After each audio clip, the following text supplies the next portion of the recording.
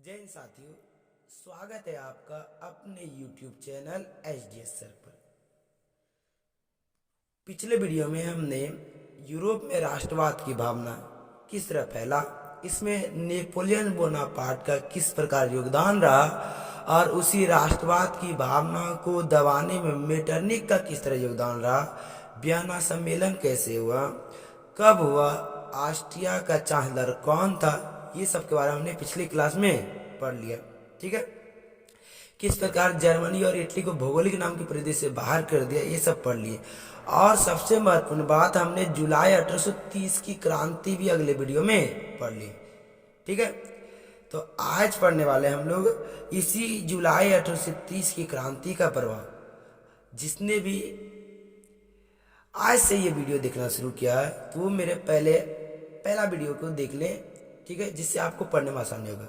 और जो भी यह वीडियो देखना शुरू कर रहे हैं तो कृपया मैं उनसे कहना चाहूँगा कि वो भी मेरे जैसा एक पेंसिल रख ले, क्योंकि आपको भी अगर कोई इंपॉर्टेंट ऑब्जेक्टिव आता है तो आप वहाँ घेरा लगाती कि बाद में आपको यह हाईलाइट करते हैं। आपके पास अगर कलर है तो कलर रख दे, आपको मदद मिलेगा। ठीक है, तो आते वीडियो शुरू करते हैं। तो कह रहा है कि इस प्रकार जुलाई की क्रांति इस बात की सूचक थी कि देश में कट्टर राजसत्तावादियों का प्रभाव कम हो रहा था। बोला ये जुलाई 1830 की क्रांति इस बात का सूचक था कि देश में अब जो राजसत्तावादियों का प्रभाव था वो क्या हो रहा था, कम हो रहा था। कह रहा वास्तव में यह क्रांति मध्यम वर्ग और लोक संप्रभुता के सिद्धांत की देन था।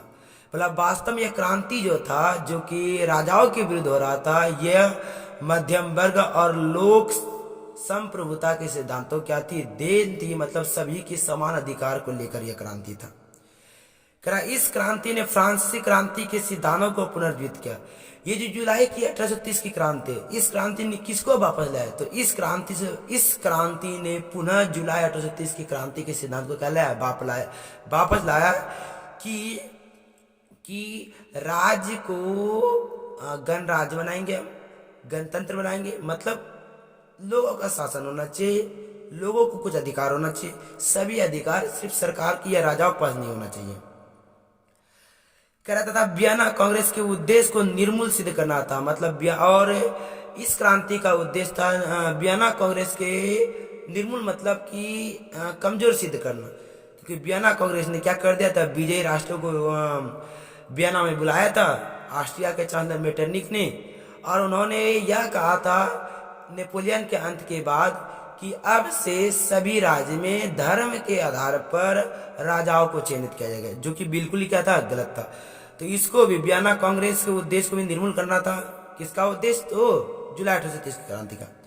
कह रहा इसका प्रभाव संपूर्ण यूरोप पर पड़ा और राष्ट्रता तथा देशभक्ति की भावना का प्रस्फुटन जिस प्रकार हुआ, उसने सभी यूरोपीय राष्ट्रों के राजनीतिक एकीकरण, संवैधानिक सुधारों तथा राष्ट्रवाद के विकास का मार्ग प्रस्तुत किया। बोला ये जो जितने उद्देश्य थे, इन सभी उद्देश्यों को निर्मूल कर दिया और पूरे देश में राष्ट्र की भावना और देशभक्ति की भावना जगाने में 1830 की जुलाई क्रांति ने महत्वपूर्ण योगदान दिया। इटली तथा जर्मनी का एकीकरण तथा यूनान, पोलैंड एवं हंगरी में तत्कालीन व्यवस्था के प्रति राष्ट्रता के प्रभाव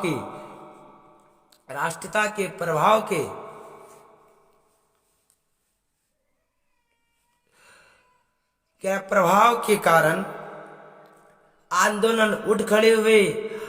आगे चलकर फ्रांस में भी लुई फिलिप के खिलाफ आवाज उठने लगी, जिसने फ्रांस में एक और क्रांति की पृष्ठभूमि तैयार कर दी।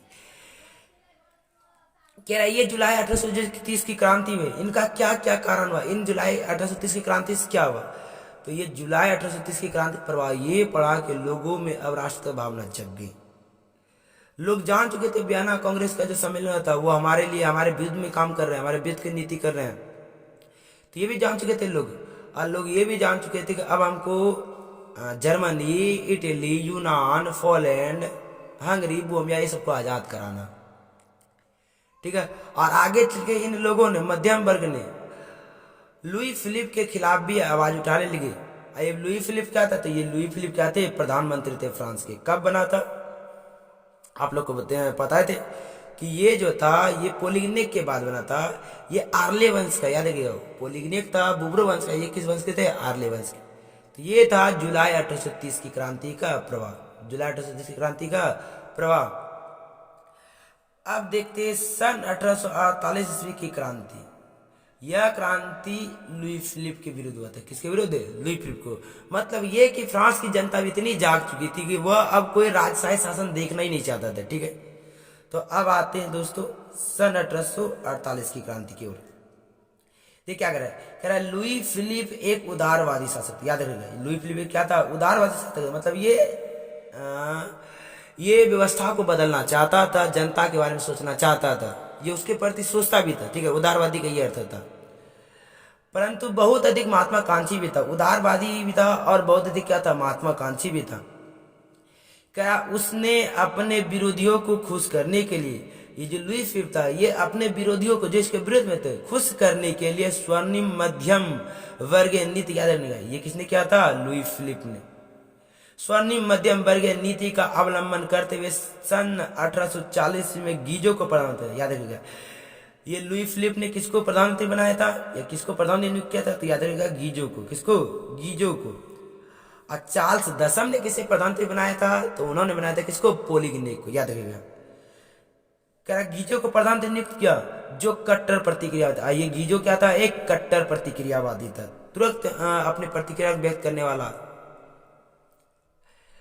बोला वह किसी भी तरह के, मतलब गीजो किसी भी तरह के वैधानिक, ठीक है, जो कि संविधान का नियम होता है, वैधानिक सामाजिक एवं आर्थिक सुधारों के विरुद्ध था। मतलब वो किसी भी तरह का सुधारात्मक कार्यक्रम नहीं चाहता था, वो सबके विरुद्ध था। इसलिए लुई फिलिप ने देखा कि हमारे विरुद्ध आवाज उठने लगी हमारे राज्य में, तो उन्होंने एक कट्टर प्रतिक्रियावादी गीजो को प्रधानमंत्री नियुक्त कर दिया, जो कि किसी प्रकार का सुधारात्मक कार्यक्रम बिल्कुल ही नहीं चाहता था। कह लुई फिलिप ने पूंजीपति वर्ग के देखा कह लुई फिलिप ने पूंजीपति वर्ग को साथ रखना पसंद किया, जिसे शासन के कार्यों में अभिरुचि नहीं थी। देखो जानबूझ के लुई फिलिप ने सिर्फ पूंजीपति लोगों को ही अपने साथ रहना चाहिए, क्योंकि आपको तो पता है पूंजीपति लोगों को राज्य में क्या हो रहा नहीं हो रहा, किसकी प्रभुता ज्यादा है किसकी कम है, या मध्यम वर्ग के लोगों की स्थिति कैसे, उस सबसे पूंजीपति लोगों को कोई लेना देना नहीं होता। इसीलिए इसी बात को ध्यान में रखते हुए लुई फिलिप ने पूंजीपति वर्गों के लोगों को अपने साथ रखना पसंद किया। जो अल्पमत में भी थे और जिसकी संख्या क्या थी? कम थी, क्योंकि पूंजीपतियों की संख्या तो हमेशा कम रहती है। अगर पूंजीपति अधिक हो जाए तब तो राज्य का तो विकास ऐसे ही हो जाएगा। बोला उसके पास किसी भी तरह का सुधारात्मक कार्यक्रम नहीं, कोई प्रकार सुधारात्मक कार्य नहीं था अपने जनता के लिए गीजो के पास, और ना ही उसे विदेश नीति में ही किसी तरह की सफलता हासिल हो रही थी, और ना ही उसके पास कोई विदेश नीति था। विदेश नीति भी अच्छी होनी बहुत जरूरी होती है। अगर आप किसी कर्जे से डूब रहे हैं तो आपको विदेश, अगर आपके रिश्ते अच्छे हैं तो आपको कर्जा दे सकता है। बात समझ रहे हैं ना? इनके पास कोई विदेश नीति भी नहीं थी। बोला उसके शासन काल में देश में भुखमरी एवं बेरोजगारी व्याप्त होने लगी। याद रखिएगा, ये क्वेश्चन पूछेगा आपसे कि फ्रांस में भुखमरी एवं बेरोजगारी किसके शासन काल में व्याप्त होने लगी थी? तो गीजो के शासन काल में। ठीक है, वही प्रधानमंत्री बने थे। बोला जिसकी वजह से गीजो की आलोचना होने लगी, इनकी वजह से गीजो क्या होने लगी? आलोचना होने लगी। सुधारवादियों ने, जो सुधारवादी के पक्ष में थे, जो सुधार चाहते थे, सुधारवादियों ने 22 फरवरी 1848 ईस्वी को पेरिस में थियर्स के नेतृत्व में एक विशाल भोज का आयोजन किया। आज जगह जगह अवरोध लगाए गए और लुई फिलिप को गद्दी छोड़ने पर मजबूर किया गया, क्योंकि राजा जो बने थे वो तो लुई फिलिप था, प्रधानमंत्री बनाया गया तो किसको? गीजो को। तो ये जो विरोध हो रहा था वो लुई फिलिप हटाना चाहता था, क्योंकि लुई फिलिप हटेगा तो प्रधानमंत्री अपने आप हट जाएंगे। तो लुई फिलिप को गद्दी छोड़ने पर मजबूर किया गया सुधारवादियों के द्वारा। और 24 फरवरी को लुई फिलिप ने गद्दी का त्याग किया और इंग्लैंड चले गए। और कहाँ ये चले गए? इंग्लैंड चले गए। याद रखिएगा, और याद रखिएगा चार्ल्स दसम भी अपनी गद्दी को छोड़ के कहाँ चले गए थे? इंग्लैंड में चले गए थे। क्या तत्पश्चात उसके बाद नेशनल असेंबली ने गणतंत्र की घोषणा करते हुए, देखिए फ्रांस में 24 फरवरी को लुई फिलिप तो चले गए। उसके बाद नेशनल असेंबली ने गणतंत्र की घोषणा करते हुए 21 वर्ष से ऊपर के सभी व्यक्ति पुरुषों को मताधिकार प्रदान किया और काम के अधिकार की गारंटी भी दी गई। याद है ना, कितने वर्ष के लोगों को मताधिकार दिया गया फ्रांस में? 21। ठीक है, कह रहा गणतंत्रवादियों का नेता, यहां से क्वेश्चन आता, ठीक है। गणतंत्रवादियों का नेता लामार्टिन था एवं सुधारवादियों का नेता लुई ब्लो था। गणतंत्रवादियों का नेता लामार्टिन एवं सुधारवादियों का नेता कौन था? लुई ब्लो था। आप भी इसी तरह टिक लगाते जाइएगा। बोला शीघ्र ही दोनों में मतभेद आरंभ हो गया, और शीघ्र ही गणतंत्रवादियों के नेता और सुधारवादियों के नेता के बीच क्या हो गया? मतभेद आरंभ हो गया, और लुई नेपोलियन फ्रांस का सम्राट बना। और कौन फ्रांस का सम्राट बना? Louis Napoleon. कौन बना? Louis Napoleon. लुई नेपोलियन, ठीक है। कह रहा इस क्रांति ने, सन 1848 की क्रांति ने, इस क्रांति ने न सिर्फ फ्रांस की पुरातन व्यवस्था का अंत किया, बल्कि इटली, इन्होंने पुरातन व्यवस्था का अंत भी किया, बल्कि Italy, Germany, Austria, Holland, Switzerland, Denmark, Spain, Poland, Ireland तथा इंग्लैंड भी इस क्रांति से प्रभावित हुए। ये सभी अन्य देश भी ये सन 1848 की क्रांति से क्या हुए? प्रभावित हुए। कह रहा इटली तथा जर्मनी के उदारवादियों ने बढ़ते हुए जन असंतोष का फायदा उठाया। बोला इटली और जर्मनी के जो उदारवादी लोग थे, वे वहां बढ़ते हुए जन असंतोष, लोगों के असंतोष का फायदा उठाया, और राष्ट्रीय एकीकरण के द्वारा, और राष्ट्र के एकीकरण मतलब होता है एक करना, जोड़ना।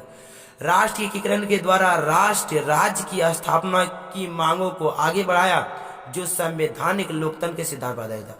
और संवैधानिक लोकतंत्र के सिद्धांत पर इन्होंने इटली और जर्मनी के एकीकरण के बात को आगे बढ़ाया। तो ये था सन 1848 की क्रांति, ठीक है। इस कारण समझिए सन 1848 की क्रांति क्या था कि लुई फिलिप को उदारवादी शासक था, परंतु ये बहुत अधिक महत्वाकांक्षी भी था। ये अपने विरोधियों को खुश करने के लिए स्वर्णिम मध्यम वर्गीय नीति का अवलंबन किया, और सन 1840 में कट्टर प्रतिक्रियावादी गीजो को प्रधानमंत्री बनाया। और गीजो किसी प्रकार का, इसके पास किसी भी तरह का सुधारात्मक कार्यक्रम नहीं था, ना ही वैधानिक, ना ही सामाजिक, ना ही आर्थिक। इसीलिए उसके विरोध में आंदोलन शुरू हो गए। सुधारवादी ने आंदोलन शुरू कर दिया। तो इसके विरोध में जो वहां आंदोलन शुरू हुआ, क्योंकि इसी के शासनकाल में फ्रांस में भूखमरी, बेरोजगारी शुरू हो गई थी। इसके लिए उन्होंने, सुधारवादियों ने 22 फरवरी 1848 को पेरिस में थियर्स के नेतृत्व में एक विशाल भोज का आयोजन किया, और जगह जगह पर अवरोध लगाएंगे, जिससे लुई फिलिप ने गद्दी को छोड़ दिया और इंग्लैंड चलाए। और काम प्लान कर गए, इंग्लैंड प्लान कर गए। और तत्पश्चात 21 वर्ष के ऊपर के सभी व्यक्ति पुरुषों को नेशनल असेंबली के द्वारा मताधिकार प्राप्त हुआ, ठीक है। ये थी सन 1848 की क्रांति, ठीक है। अब जो हम लोग पढ़ने वाले हैं, वो पढ़ने वाले हैं इटली का एकीकरण। क्या पढ़ने वाले हैं? इटली का एकीकरण। इटली का कैसे एकीकरण का, इटली की बात पढ़ेंगे, जर्मनी का। देख क्या कह रहा है, कह रहा इटली 19वीं शताब्दी के आरंभ में, 19वीं बोला मतलब 1800 के बाद, अगर 1801 भी हो गया तो उसको क्या कहेंगे हम लोग? 19वीं शताब्दी, ठीक है। कह रहा इटली 19वीं शताब्दी के आरंभ में मात्र एक भौगोलिक अभिव्यक्ति था। भौगोलिक अभिव्यक्ति इसलिए कहा जाता है क्योंकि इटली जो था शुरुआत में वह विभिन्न क्षेत्रों में बटा हुआ था। अगर आप चित्र देखना चाहते हैं तो आपको चित्र दिखा देते हैं।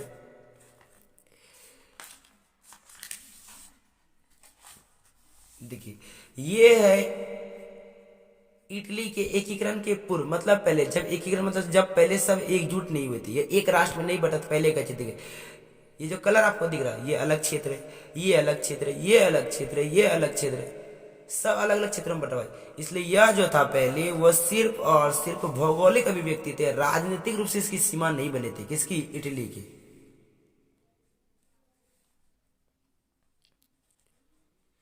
तो कह रहा है कि यह सिर्फ एक भौगोलिक अभिव्यक्ति था, जहां कई स्वतंत्र राज्य हुआ करते थे, यहाँ कई सब स्वतंत्र थे अपने आप में। बोला इस कारण वहां अलगाव की भावना दिखती। देखिए, अगर एक ही की घर के अंतर्गत, अगर एक ही घर में एक घर का मालिक अलग अलग व्यक्ति हो, तो आप देखते हैं घर में भी फूट पड़ जाता है। और यही इसी का तो कारण है। यही कारण कहा था, तो इटली में सब राज्य तो थे, वो स्वतंत्र थे, इसलिए कभी कभी वहां अलगाव की भावना जग जाती थी। सब अपने आप को महान समझते होंगे। कह रहा इटली के एक राष्ट्र के रूप में, बोला इटली के एक राष्ट्र के रूप में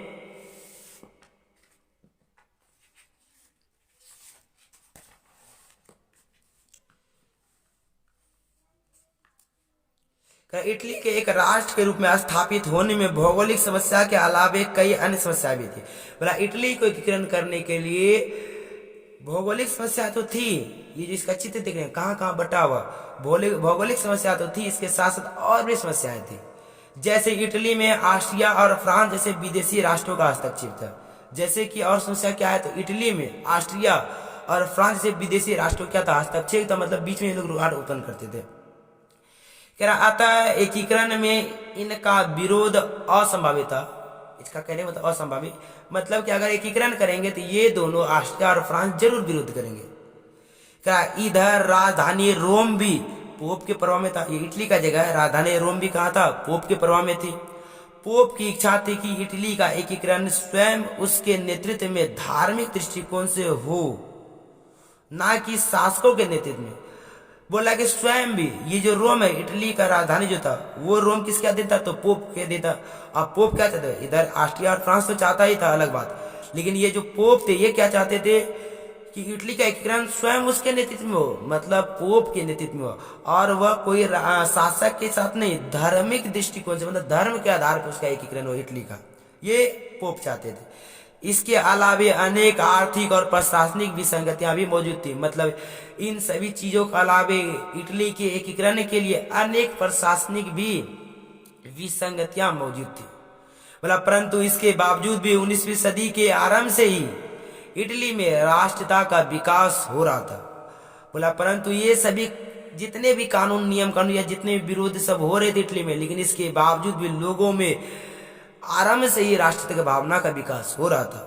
फ्रांस में होने वाली घटनाओं का प्रभाव भी यह स्पष्ट रूप से पड़ रहा था। फ्रांस में जो घटना घट रही थी, फ्रांस में जो जुलाई 1830 की क्रांति हुई या सन 1848 की जो क्रांति हुई, ये सभी भावनाओं का प्रभाव स्पष्ट रूप से इटली में भी दिख रहा था।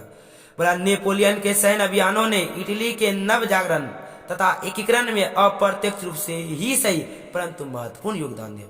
नेपोलियन ने पहली पढ़े थे, नेपोलियन किस तरह योगदान दिया था जर्मनी और इटली में नव युग के संदेश पहुंचाने, इसके अभियानों ने, इसके लोगों ने करा। इटली विजय के पश्चात नेपोलियन ने इसे 3 गणराज्यों में गठित किया। बोला जब इन्होंने विजय हासिल कर लिया इटली पर, तो उन्होंने इसको 3 गणराज्यों में गठित किया, बांटा। यह था मतलब जैसे सिस्पाइन गणराज्य, लिगोलियन गणराज्य तथा ट्रांसपेडेन गणराज्य। ये 3 गणराज्यों में किन्होंने बांटा इसको, इटली को, तो नेपोलियन ने। किसने, नेपोलियन ने। कह रहा उसने यातायात व्यवस्था को भी चुस्त दुरुस्त किया, परिवहन की व्यवस्था को भी क्या किया, चुस्त दुरुस्त किया। किसने, नेपोलियन ने। तथा संपूर्ण क्षेत्र को एक शासन के अधीन लगाया और पूरे इटली के क्षेत्र को एक शासन के अधीन लाया, एक शासन के अधीन। लुई फिलिप ये नेपोलियन ने। बोला इन सभी कारणों से वहां जागृति आई, मतलब नई चेतना जगा इटली में। नेपोलियन के पतन, याद है ये क्वेश्चन कई बार पूछा गया, नेपोलियन का पतन कब हुआ था, तो सन 1814, याद है, बहुत इंपॉर्टेंट क्वेश्चन है। नेपोलियन का पतन कब हुआ था, सन 1814, ठीक है। बोला नेपोलियन के पतन के पश्चात वियना कांग्रेस, याद है ये भी बताया था हमने, वियना कांग्रेस कब हुआ था, तो वियना का 1815 में, ठीक है। ऑस्ट्रिया की राजधानी वियना थी और उसका नेता मेटरनिक। बोला वियना कांग्रेस द्वारा इटली को पुराने रूप में लाने के उद्देश्य से इटली के 2 राज्यों पीडमाउंट और सर्डिनिया का एकीकरण कर दिया गया। बोला वियना कांग्रेस ने पुराने रूप में लाने के लिए, इटली को पुराने रूप से वो धार्मिक रूप में लाने के उद्देश्य से इटली के 2 राज्य को पीडमाउंट और सर्डिनिया का एकीकरण कर दिया। इस प्रकार इटली के एकीकरण की दिशा क्या होने लगी, तय होने लगी। मतलब इटली को जोड़ने का काम जिस तरह भारत के एकीकरण किया गया था हमारे देश के लौह पुरुष सरदार वल्लभ भाई पटेल ने, उसी तरह इटली के एकीकरण वियना कांग्रेस ने करने लगा। और सबसे पहले उन्होंने 2 राज्य इटली के पीडमाउंट और सर्डिनिया का एकीकरण किया। इस तरह पता चला कि इटली के एकीकरण की दिशा क्या होने लगी, तय होने लगी।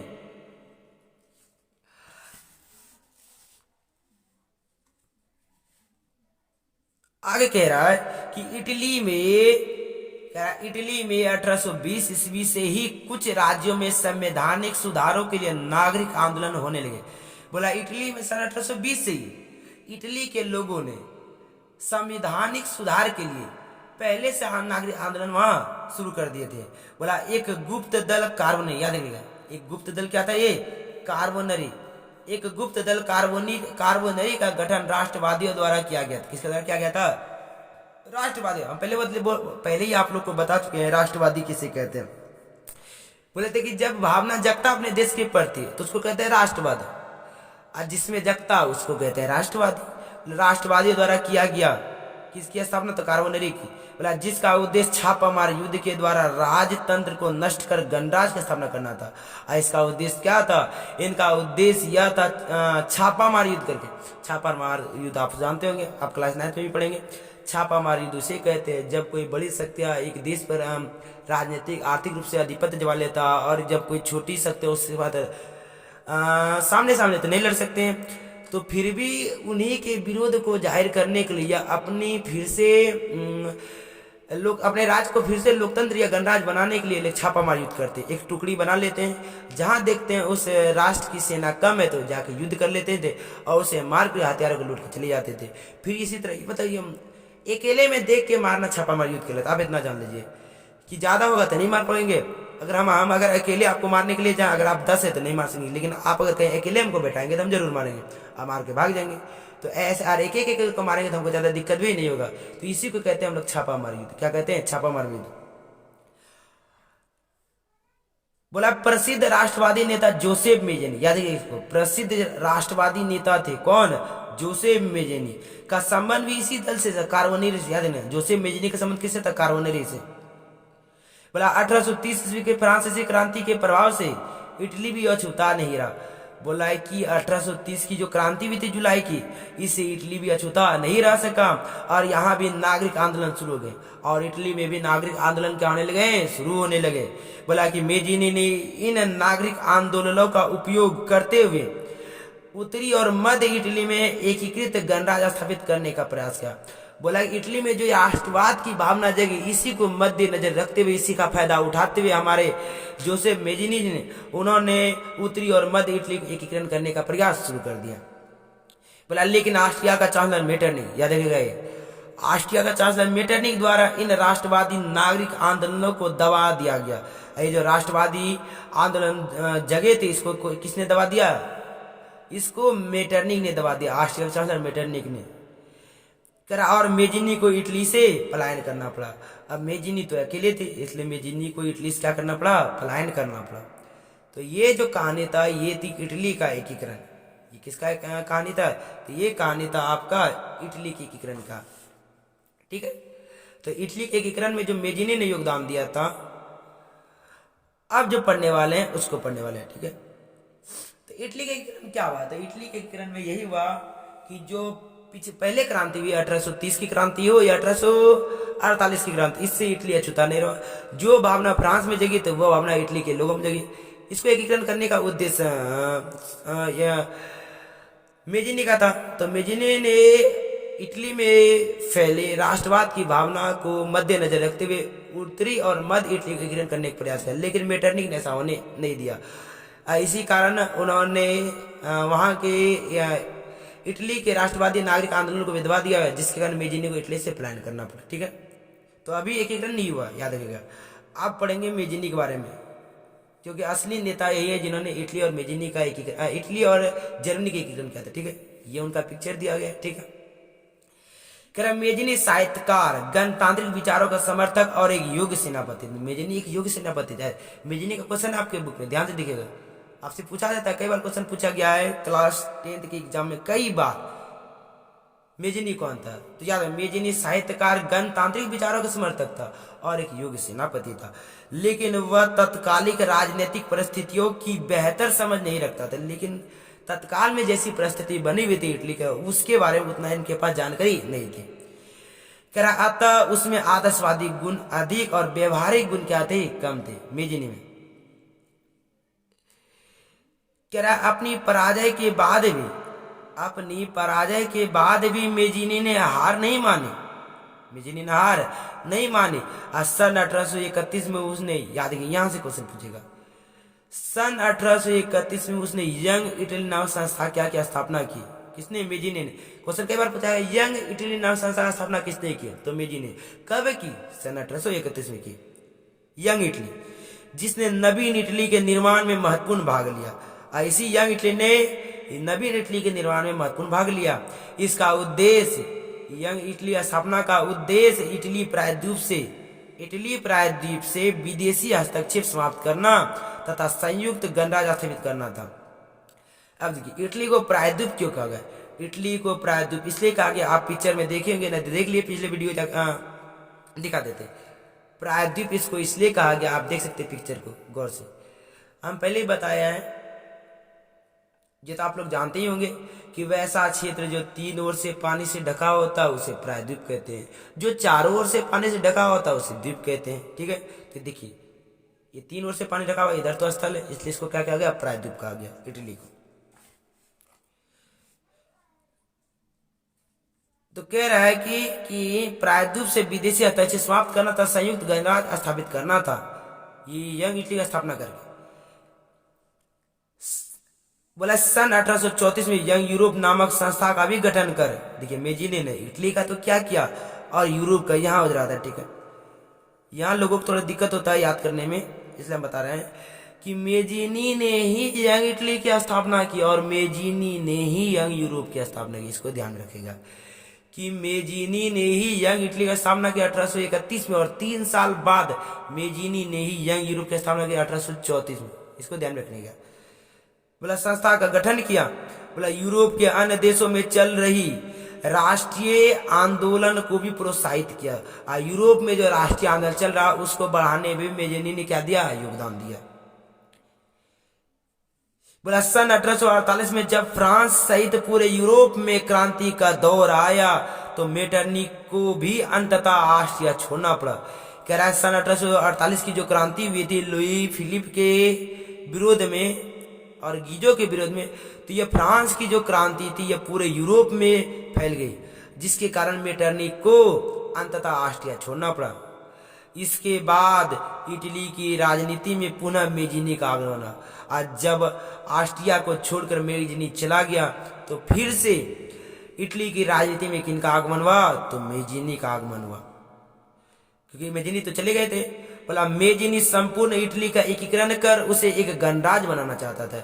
गणराज्य बनाना चाहता था जिसमें कि एक गणराज्य का मतलब ये होता है कि वहां जनता के सभी सुख सुविधाओं को या उनके दुखों को देखे और उसको निवारण करने का प्रयास करे। ये सिर्फ गणराज्य में ही होता है। ठीक है, लोग सैनिक में या तो सैनिक शक्ति या कोई राजाओं को या धर्म के आधार पर कोई राजा बने तो वहां ऐसी कोई व्यवस्था नहीं होती, लेकिन गणराज्य में ऐसी व्यवस्था होती या जनता के दुख दर्दों को भी देखा जाता है। जबकि सर्डिनिया पिडमॉन्ट का शासक चार्ल्स एडवर्ड, ठीक है, इस सर्डिनिया पिडमॉन्ट को पहले एकत्रित किया गया था, अभी पीछे पड़े कि सर्डिनिया पिडमॉन्ट को पहले एकत्रित किया था किसने? तो वियना कांग्रेस ने।